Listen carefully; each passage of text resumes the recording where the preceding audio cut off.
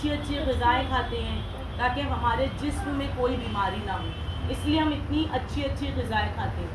تو ہماری روح کو پاک کرنے کے لیے ہم فرش عزا پر آگے بیٹھتے تاکہ ہماری روح پاک ہو جائے. اور شب جمعہ معصومین کا قول ہے کہ اگر ہمارے گھر میں 2 فرد بھی ہیں تو آپ 2 کھڑے رہ کے امام حسین علیہ السلام کی مجلس کریے، ماتم کریے. یعنی شب جمعہ بتایا ہے کہ ہم اشرف المخلوقات انسان کیا گریہ ازاری کریں گے اہل بیت علیہ السلام کے اوپر، حتیٰ کہ سمندر کی مچھلیاں کرتی ہیں، جنگل کے جانور بھی امام حسین علیہ السلام کی مجلس کرتے ہیں. یعنی اہل بیت علیہ السلام کی فضیلت، ان کے فضائل کو اور ان کو مصائب کو بیان کرنا، ہم گنہگار زبانی کیا بیان کریں کہ آج شب وفات جناب ام البنین بہت ہمارے لیے دیکھا جائے تو بہت بہترین عورت جو مولا کائنات کی زوجہ بنی. اور سب سے بڑا شرف ان کا یہ تھا کہ امام حسین اور امام حسن اور جناب زینب اور جناب ام کلثوم نے اپنے دہن مبارک سے ان کو ماں کہہ کر پکارا.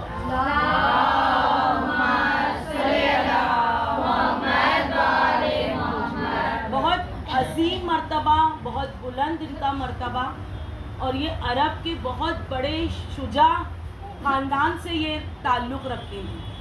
ان کا نام تھا فاطمہ وحید کلابیہ اور ان کے باپ کا نام تھا نظام کلابیہ. نظام یعنی بہت چوڑا سینہ. اور ان کی ماں کا نام تھا سمامہ کلابیہ. سمامہ کلابیہ کا مطلب ہے بہت خوبصورت سب. اور ان کی ایک چیز یہ بہت اچھی تھی کہ جناب ام البنین کے بیٹے تو تھے جناب عباس، اور انہوں نے کبھی اللہ کے رسول خدا صلی اللہ علیہ وسلم، یہ عرب کے لوگوں نے کبھی، سب نے اللہ کے رسول کے ساتھ جنگ کی، مگر ان کے قبیلے والے نے کبھی اللہ کے رسول سے جنگ نہیں کی. یعنی یہاں پر جناب عباس یہاں بھی شرمندہ نہیں ہوئے کہ ان کے ننیال نے یا ان کے بیوی کے مطلب سسرال والوں نے، مطلب جناب ام البنین اتنی پاک و پاکیزہ اور حسب نسب سے ہر چیز سے.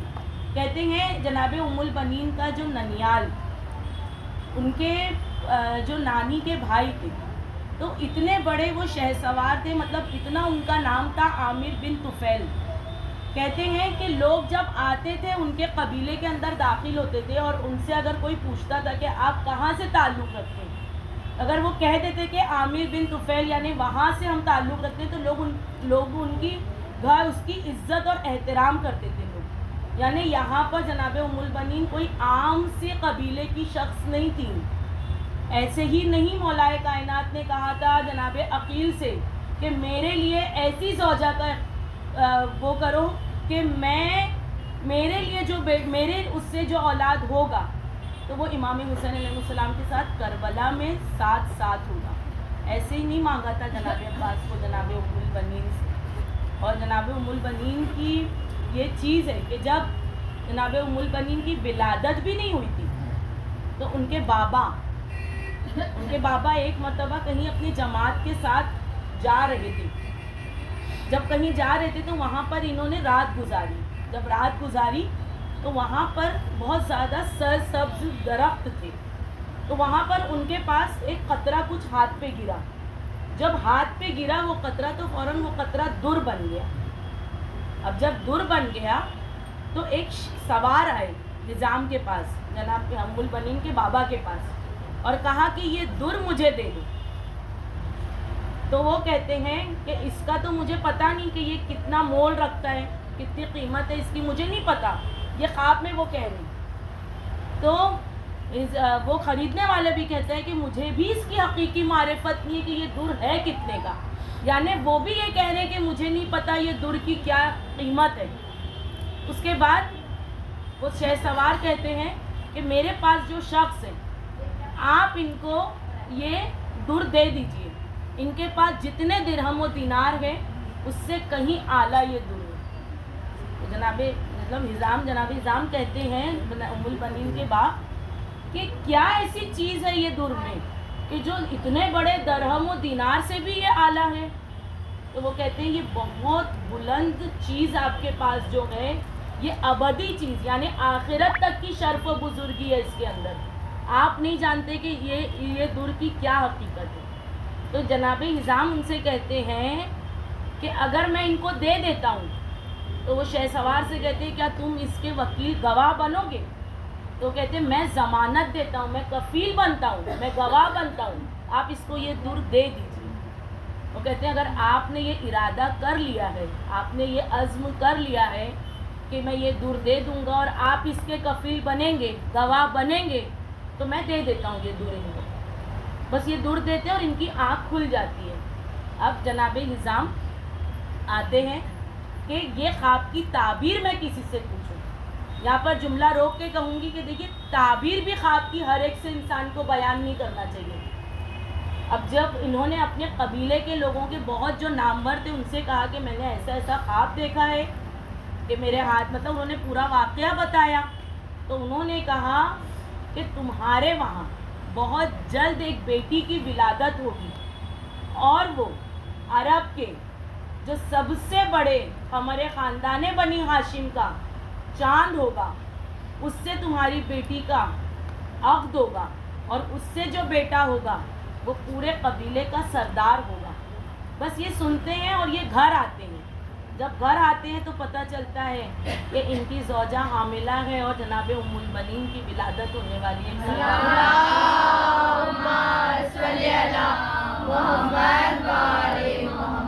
یہاں پر حسب اور نسب کا بیان بتایا ہے کہ حسب اور نسب اگر ہمارا اچھا ہوگا، یعنی یہاں پر جناب نظام کو بھی اللہ نے بتا دیا تھا کہ تمہارے وہاں میں بیٹی دوں گا، اس کا نام ام البنین رکھنا اور اس کا عقد علی سے ہوگا. یعنی بہت بڑی بات ہے. جناب ام البنین بہت خاص ہمارے لیے وہ رکھتی ہیں، معنی رکھتی ہیں. اس کے بعد یہاں پر حسب نسب سے بتایا. تب جیسے حسب نسب انسان دیکھتا ہے تو انسان دیکھتا ہے اس کے ماں باپ، اس کا خاندان. یہاں پر ہر چیز جناب نظام کی بتائیے، ددیال بھی، ان کا ننیال بھی، سب جناب ام البنین کا پاک و پاکیزہ نسب بتایا ہے. مگر یہاں پر لوگ کیا بتاتے ہیں، حسب نسب نہیں دیکھنا چاہیے. اس لڑکے کا 4 BHK گھر ہے، بھلے وہ لڑکا نمازی ہو چاہے پرہیزگاری ہو نہ ہو، اس کا 4 BHK گھر ہے، ہم اپنی لڑکی کو دیں گے.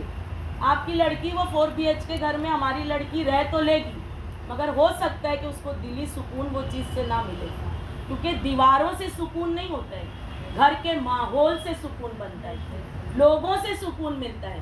دیوار ٹوٹ کے پھر بن جائے گی، مگر جب انسان کی دل میں معرفت ہوگی تو ہی وہ یہ سب کام کر سکتا ہے. ایک سلوات دیتے ہیں. اللہم صلی علی محمد و آل محمد.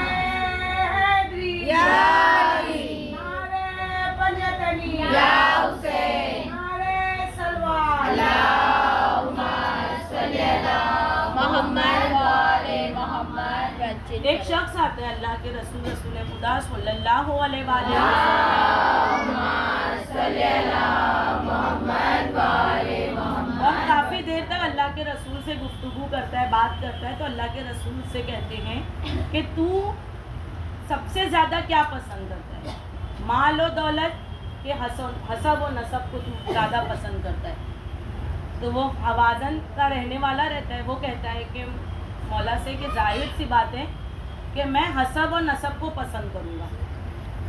اب دیکھیے جس کے دل میں معرفت ہوگی وہ حسب و نسب کو ہی پسند کرے گا. اس کے دل میں معرفت تھی، اس نے کہا میں حسب و نسب کو ہی پسند کرتا ہوں. تو اللہ کے رسول کو یہ جملہ اتنا پسند آیا تھا تو انہوں نے کہا تھا کہ تو مال کو ترجیح نہیں دیتا؟ وہ کہتا ہے نہیں، میں مال کو ترجیح نہیں دیتا ہوں. میرے لیے دنیا یہ ایک سرائے فانی ہے، کبھی بھی ختم ہو جائے گی، مگر میرا حسب نسب ایسا ہے کہ میری زندگیوں میں میری نسلوں تر نسلوں میں چلتا چلا جائے گا. یہاں پر یہ چیز بتائیے. پھر جب یہاں پر اللہ کے رسول کے ساتھ ان کے قبیلے والوں نے کوئی جنگ نہیں کی تو رسول اللہ صلی اللہ علیہ وآلہ وسلم یہ قبیلے والے مان بھی بہت دیتے تھے. یعنی ایسا نہیں کہ جناب ام البنین سے رشتہ بنا، تو پہلے ان کے آبا و اجداد بھی اللہ کے رسول کی بہت عزت کرتے تھے. کہتے ہیں اس میں سے ایک شخص تھا, اس کا نام تھا ابو برا عامر ابن مالک. اس کو ایک بیماری ہو گئی تھی, تو اس نے کہا اپنے غلام کو کہ کہا کہ نا کچھ تحفے میں دے رہا ہوں, کچھ ہدیے دے رہا ہوں, اللہ کے رسول کے پاس چلے جاؤں اور یہ ہدیے میری طرف سے ان کو دینا اور میری بیماری کے بارے میں ان سے کہنا. تو جب یہ اللہ کے رسول کے پاس آتا ہے تو رسول اللہ کہتے ہیں مجھے ہدیوں کی ضرورت نہیں ہے, یہ تحفے یہ ہدیے تو لے جا. جب وہ جانے لگتا ہے تو اللہ کے رسول مٹی کو جمع کرتے ہیں اور جمع کر کے اس کے اندر اپنا لعاب دہن گراتے ہیں اور اس کے بعد اس کو مٹی کو جمع کر کے اس کو کہتے ہیں کہ گھر لے کے جا اور اس کو کہنا کہ یہ مٹی پانی کے اندر گھولے اور اس کو پی لے, انشاءاللہ اس کو شفا ہی شفا ہوگی. یعنی یہاں پر دیکھیے اگر انسان کے دل میں معرفت ہوگی, اگر وہ ایک گلاس پانی پہ بسم اللہ پڑھ کے بھی پی لے گا تو اللہ اس کو شفا دے گا. اور اگر معرفت نہیں ہوگی, اگر خالی پانی پی رہے, جب معرفت نہیں تو وہ پانی بھی اس کے لیے کوئی شفا یاب نہیں رہے گی. یعنی یہاں پر یہ چیز بتائی جا رہی ہے کہ جناب ام البنین کوئی کمتر اس میں نہیں تھی. جناب ام البنین بہت با کردار با عظمت خاتون تھی کہ جناب ام البنین کے عقد سے پہلے کچھ 1-2 دن کے پہلے ہی جناب ام البنین لیٹی آرام کر رہی تھی کہ ایک پل ان کی آنکھ لگی. جب آنکھ لگی تو انہوں نے ایک شخص کو دیکھا. اس کے بعد میں انہوں نے خواب دیکھا کہ ان کی گود میں ایک چاند ہے اور 3 ستارے ہیں اور بہت زیادہ چمک رہے. تو انہوں نے کیا کرا, ان چاند ستاروں کو گود میں لیا اور خوب چوما اس کو, اور کچھ پل کے لیے تھوڑی دیر کے بعد وہ چاند ستارے غائب ہو گئے. اب ان کی آنکھ کھلی تو پھر انہوں نے بھی اپنا خواب اپنی ماں کو سنایا, سمامہ کلابیہ کو. تو ان کی ماں بولتی بہت بہترین خواب دیکھا ہے بیٹا, مگر اس خواب کی تعبیر میں تم سے نہیں بتا سکتی کیا ہے.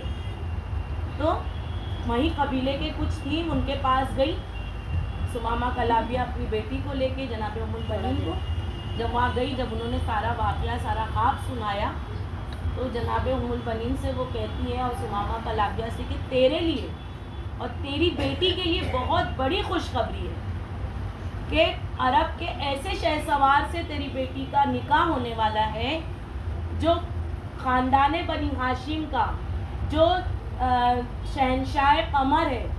ہر چیز کا انہوں نے مولا کائنات کی فضیلت کو بیان کیا اور کہا تیرا بیٹی تیرا اس سے نکاح ہونے والا ہے اور تیری گود میں ایسا چاند سا بیٹا ہوگا. یعنی جناب عباس کا انہوں نے بتایا کہ 4 بیٹے ہوں گے جناب ام البنین. اور جب یہ کہہ رہے تھے تو جناب ام البنین کہتے کہتے وہ شخص کی نگاہ جناب ام البنین پر پڑی. تو جب جناب ام البنین پر پڑھی تو جناب ام البنین کی نگاہ نیچے ہو گئی. یعنی کہنے کا یہ مقصد ہے کہ جناب ام البنین نے بھی آج کی لڑکیوں کو بتا دیا کہ اگر رشتہ ہوتا ہے تو جو ماں باپ پسند کرتے ہیں لڑکیوں کے اور لڑکوں کے لیے تو بہتر سے بہترین ہی پسند کریں گے. کوئی ماں باپ اپنے بچوں کا برا نہیں چاہتے. ماں باپ سے ہی اگر انسان اس کی رضامندی سے شادی کرے گا تو انسان کی زندگی سنورتی ہے. تو یہاں پر یہ چیز بتائی جناب عباس کا کہ 4 بیٹے ہوں گے. اور اس کے بعد جب یہ گھر واپس آئی ہیں تو کچھ لمحے کے بعد دروازے پہ کسی نے دستک دی. جب دستک دی تو جناب عقیل کھڑے ہوئے تھے اور جناب مولا کائنات حضرت علی ابن ابی طالب علیہ السلام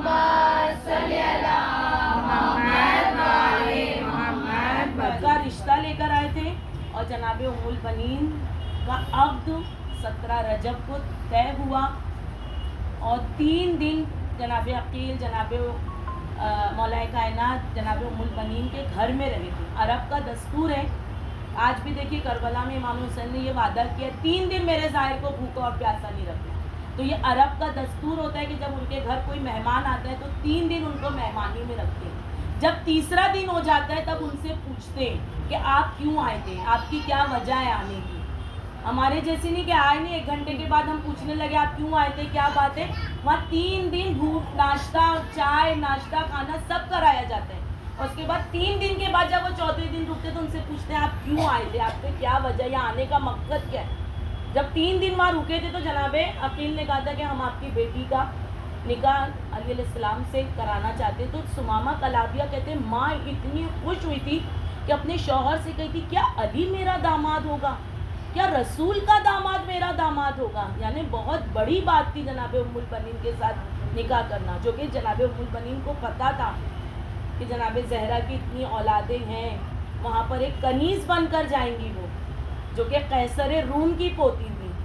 جو آج کل کے لوگ ابھی پیسے والے بنتے ہیں، جو جسٹ پیسے والے ایک BHK کا گھر خریدتے ہیں تو انسان کے ماتھے پہ فوراً بل پڑنے لگتا ہے. مگر جناب ام البنین کا شجرہ حسب نسب پیسے والوں سا تھا. جیسے جناب خدیجہ پیسے والی تھی، ویسی جناب ام البنین قیصر روم کی ملکہ یعنی انسان سوچتا رہ جائے، اتنا پیسہ تھا ان کے پاس. اتنی پیسے والی ہو کے، اور جب 17 رجب کو عقد ہوا تو جب عقد کر کے وہ جناب علی علیہ السلام کی ڈیوڑی پر آئی تھی، تو آ کر جب انہوں نے ڈیوڑی پہ کھڑا تھا تو ان کی جیسے پالکی میں ان کی وہ آئی تھی، جب وہ رخصت ہو کر آئی تھی تو انہوں نے اپنے بھائیوں سے کہا تھا کہ اگر آقا کے شہزادی کے بچے اگر مجھے قبول نہیں کریں گے تو میں اس پالکی سے پھر چلی جاؤں گی. مگر جب وہ گھر میں آئی ہیں تو انہوں نے دیکھی کہ جناب زہرا سلام اللہ علیہ کے بعد بچوں نے کبھی ہنسنا تو دور کی بات، امام حسن امام حسین شہزادے ہمیشہ بیماری رہتے تھے. ماں جانا، سر کے اوپر سے ماں کا سایہ ہٹنا بہت بڑی بات، جو کہ وہ شہزادے جو اپنی ماں سے بہت محبت کرتے تھے. کہ جب وہ اندر داخل ہوئی ہیں حجرے میں تو بتایا جاتا ہے کہ دونوں شہزادے بیمار تھے. جناب ام البنین آئیں اور حجرے پہ آ کے انہوں نے ڈیوڑی پہ پہلے بوسہ لیا. بوسہ لینے کے بعد داخل ہوئی اور انہوں نے کہا کہ میرے شہزادوں، میرے آقا زادوں، میں آپ کی خدمت کرنے کے لیے آئی ہوں، میری خدمت کو آپ قبول کریے. کہتے میں آپ کے کہیں جناب ام البنین نے کہا کہ میں آپ کے کپڑے دھلوں گی. یعنی یہاں پر جناب ام البنین نے ہر چیز بتائی. اس کے بعد صرف یہ کہنے کے لیے کہ یہ لوگ مجھے اپنی کنیزی میں قبول کر لیں. کیا چیز نہیں تھی جناب ام البنین کے پاس، مگر اہل بیت کی محبت ایسی محبت ہے کہ اگر اس دیوڑی پہ جو آ جاتا ہے نا تو اس کا دنیا بھی سنور جاتی ہے، اس کی دین بھی سنور جاتی ہے. جناب ام البنین نے تا قیامت ہم گنہگار عورتوں کو ایک درس دے کر گئی ہے کہ دیکھو کتنا پیسہ بھی رکھ لو گے مگر اہل بیت کی معرفت نہیں رکھو گے تو کچھ نہیں ہو سکتا. پھر کہتے ہیں جناب جب بچوں نے قبول کیا، ماں کہہ کے پکارا تو انہوں نے اپنے بھائیوں کو کہا کہ اب آپ لوگ چلے جائیے.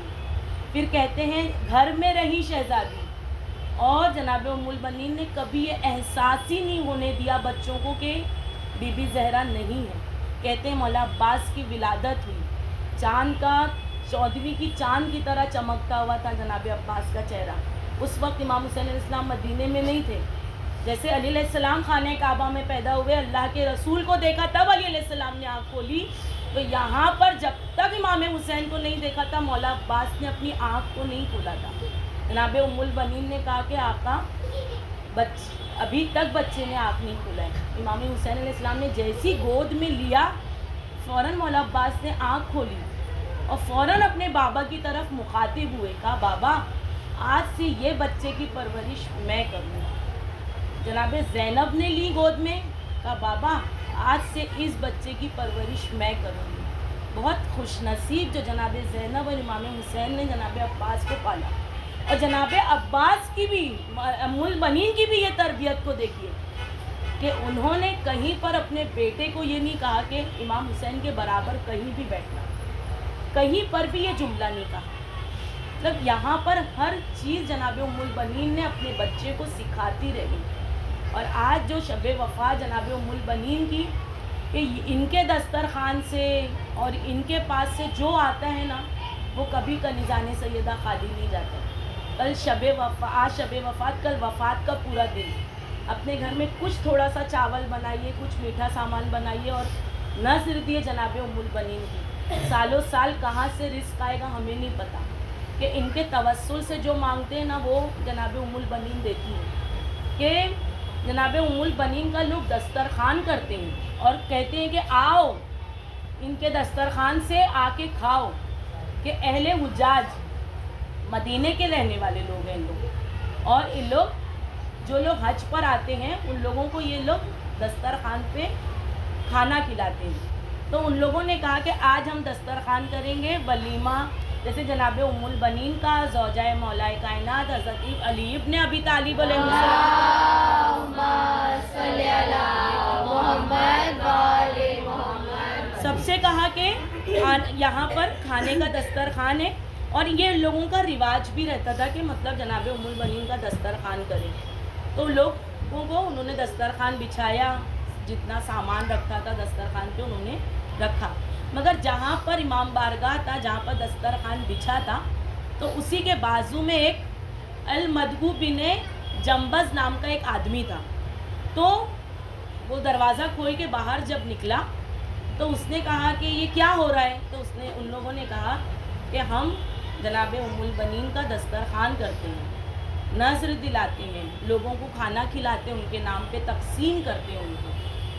تو وہ کہتا ہے میں یہ سب چیز کو نہیں مانتا، اور نعوذ باللہ اس نے یہ جملہ بھی کہا کہ کون ام البنین، میں کوئی ام البنین کو نہیں جانتا.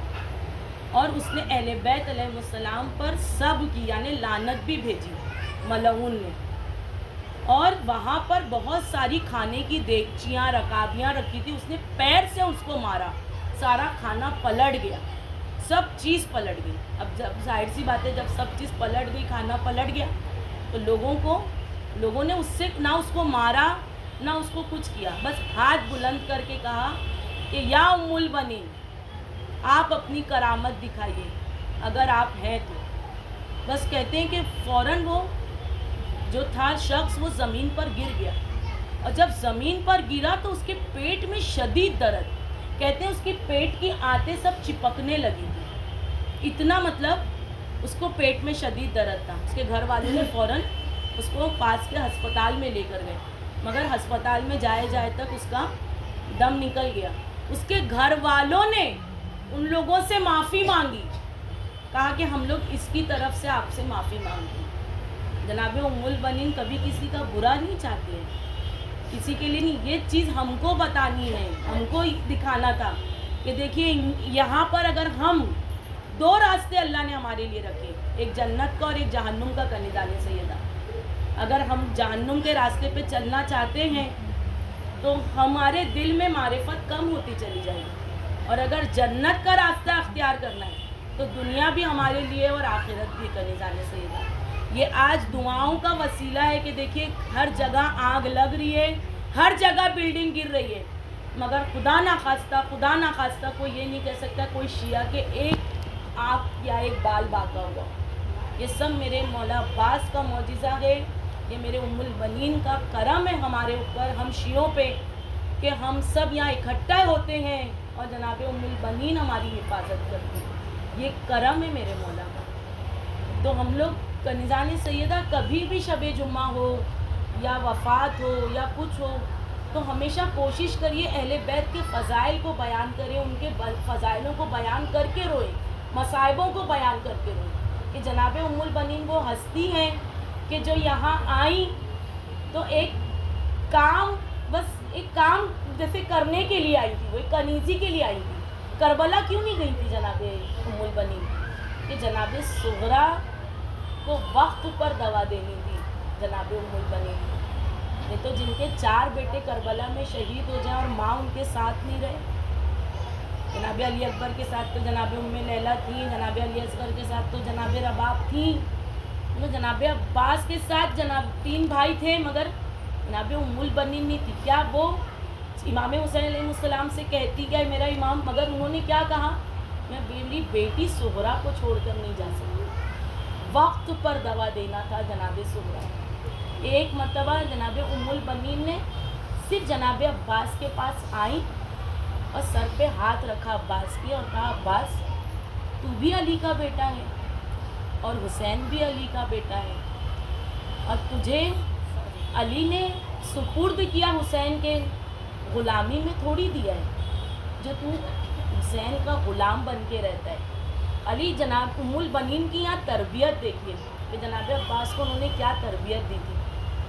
جناب عباس نے جب یہ جملہ سنا نا تو منہ نیچے کر لیا اور اپنی ماں کی طرف سے ذرا سا چہرہ ہٹا لیا. کہا اماں آپ نے کیا جملہ کہہ دیا کہ آقا حسین کی برابری. وہ نور ہے تو میں خاک ہوں. اماں حسین کے لیے قرآن کی آیتیں آئی ہیں آقا حسین کے لیے, میرے لیے کیا آئی اماں؟ ارے اماں آپ نے یہ کیا جملہ کہہ دیا کہ آقا حسین کے لیے اللہ کے راز ان کے سینوں میں اترے ہیں. میرے پاس تو کچھ نہیں اماں. اماں کیا آپ کو پتہ ہے میں نے اماں زہرا کا دودھ بھی نہیں پیا ہے. اماں آپ نے یہ کیا جملہ کہہ دیا؟ اماں کیا مجھے جناب جبرائیل نے جھولا جھلایا تھا؟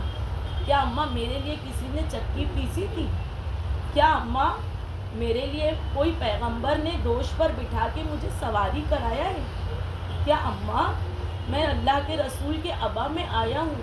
اماں اگر مجھے میرا آقا حسین علی اکبر کا بھی غلام سمجھ لے تو بہت بڑی بات ہے. میرا آقا مجھے جناب قمبر کا کے برابر سمجھے تو میرے لیے بہت ہے. اماں ان کا سر ہوگا, میں ان کے پیروں پہ اپنا سر رکھوں گا. اماں اگر آج کے بعد سے اگر آپ نے یہ جملہ کہہ دیا تو عباس کی جان نکل جائے گی. اماں جناب ام البنین نے جناب عباس کو گلے لگایا اور گلے لگا کر اتنا روئی ہے کہ کہتی ہے بیٹا مجھے تیرے سے یہی چیز سننی تھی. کنیزان سیدہ جب عید آتی ہے نا تو تہوار آتا ہے, اللہ سب کے گھروں کو بھرا پورا رکھے. مگر جب جناب زہرا گئی تھی جناب ام البنین آئی, 4 بیٹے تھے, پورا گھر بھرا تھا, لوگ ایک دوسرے کے گھر عید ملنے جاتے تھے آتے تھے. جناب ام البنین جاتی تھی جناب زینب کے پاس, سب ایک دوسرے کے وہاں جاتے تھے. مگر کیا واقعہ کربلا کے بعد امام حسین علیہ السلام کی شہادت کے بعد کیا مدینے میں عید کسی نے منایا ہوگا؟ کنیزان سیدہ جب بھی بیٹھتی تھی کہتی تھی جناب زینب جناب ام البنین سے کہ ام البنین مجھے عباس کا یہ بات بتا دے کہ عباس کے شان کیسے بلند ہو. جناب زینب کہتی تھی اماں آپ کتنی بار سنیں گی, ہر بار میں یہی جملہ کہتی ہوں کہ جب بھی شہادت ہوتی تھی تو لوگ ہاتھ کے بل اٹھ کر کھڑے ہو جاتے تھے, مگر اماں میرے بھیا غازی کے دونوں ہاتھ قلم ہو چکے تھے. جناب ام البنین وہ جملہ سن کے گریہ ازاری کرتی تھی, کہتی تھی عباس اب تیری ماں کیا کرے گی جی کے. کہتے 3 سال میں کچھ زندگی تھی جناب ام البنین کی. کنیزان سیدہ جناب ام لیلہ اگر نہیں بیٹھی نا سائے میں تو جناب ام البنین بھی کبھی سائے میں نہیں بیٹھی. ہمیشہ جناب ام لیلہ جناب رباب کے ساتھ رہتی تھی. 4 بیٹی کربلا میں کھو چکی تھی, روز واقع شہادت کو سنتی تھی کہ ایک مرتبہ جناب ام البنین آئی ہے نا جب جناب زینب کے پاس, کہا زینب اب ام البنین کیا جی کے کرے گی. کہتی ہے جناب زینب کہ ایک ماں کا سایہ بھی اڑ گیا, اب آپ ایسا جملہ نہ کہیے, اب زینب میں اتنی طاقت نہیں ہے کہ اب آپ کی جدائی برداشت کرے گی. جناب ام البنین ایک روایت سے 13 جمادی الثانی کو گئی ہے اس دنیا سے, جنت البقیع میں دفن ہوئی ہے ام البنین. کیا